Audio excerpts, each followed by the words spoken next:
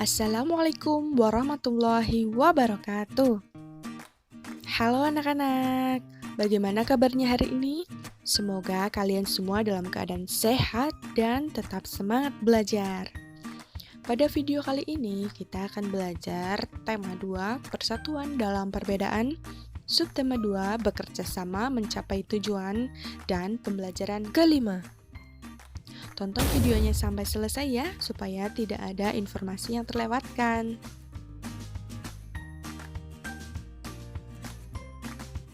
Sebelum melanjutkan video ini, jangan lupa like, subscribe, dan nyalakan loncengnya ya, supaya tidak ketinggalan video terbaru dari kami.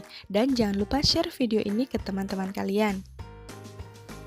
Upaya bangsa Indonesia untuk mempertahankan kemerdekaan, yaitu melalui berbagai macam pertempuran dan juga melalui jalur diplomasi seperti perundingan. Nah, pada video sebelumnya kita sudah membahas mengenai beberapa perundingan, misalnya ada Perjanjian Linggarjati, Renville, Rumroyen, maupun Konferensi Meja Bundar. Nah, dari pihak Belanda tidak serta-merta diam begitu saja. Dengan ketidakpuasan terhadap perjanjian yang pernah dilakukan, pihak Belanda melakukan agresi militer Belanda. Agresi militer Belanda 1. Agresi militer Belanda 1 merupakan bentuk penolakan Belanda terhadap hasil perjanjian Linggarjati yang terjadi pada tanggal 25 Maret 1947.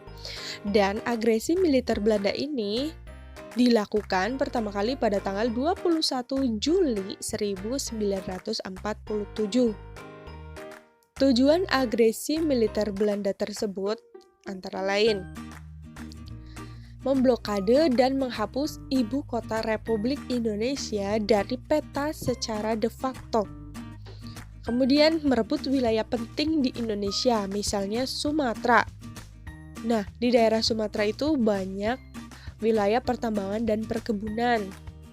Kemudian Jawa Timur dan Jawa Barat merupakan wilayah yang banyak menghasilkan bahan makanan. Jadi Belanda ingin merebut kembali dari Indonesia. Selanjutnya, meleburkan TNI atau Tentara Negara Indonesia. Pada waktu itu Belanda menyerang Pulau Jawa dan Sumatera yaitu pada tanggal 21 Juli 1947 sehingga membuat TNI merasa terkejut. Pasukan TNI melakukan taktik perang gerilya untuk memberikan batasan terhadap gerakan pasukan Belanda. Kemudian pihak PBB ikut berperan serta dalam menyelesaikan konflik yang terjadi dengan membentuk Komisi Tiga Negara atau KTN. Dewan Keamanan PBB juga melakukan beberapa perundingan terkait agresi militer yang terjadi, seperti melakukan perundingan Kaliurang maupun perundingan Renville. Namun pihak Belanda tidak menanggapi dan tidak mempedulikan perundingan tersebut. Agresi militer Belanda II merupakan bentuk dari ketidakpuasan Belanda dengan hasil kesepakatan perjanjian Renville. Padahal akibat perjanjian Renville, wilayah Indonesia semakin sempit yaitu Jawa Tengah, Yogyakarta, dan Sumatera. Pada agresi militer Belanda II, Belanda menyerang wilayah Yogyakarta pada tanggal 19 Desember 1948.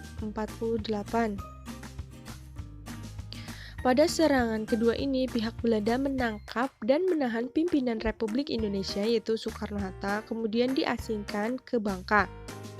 Sehingga waktu itu Indonesia berhasil dikuasai sementara oleh Belanda.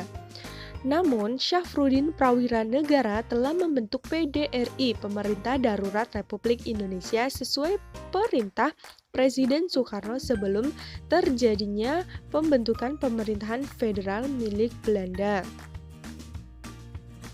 PDRI atau Pemerintah Darurat Republik Indonesia didirikan di Bukit Tinggi, Sumatera pada tanggal 19 Desember 1948.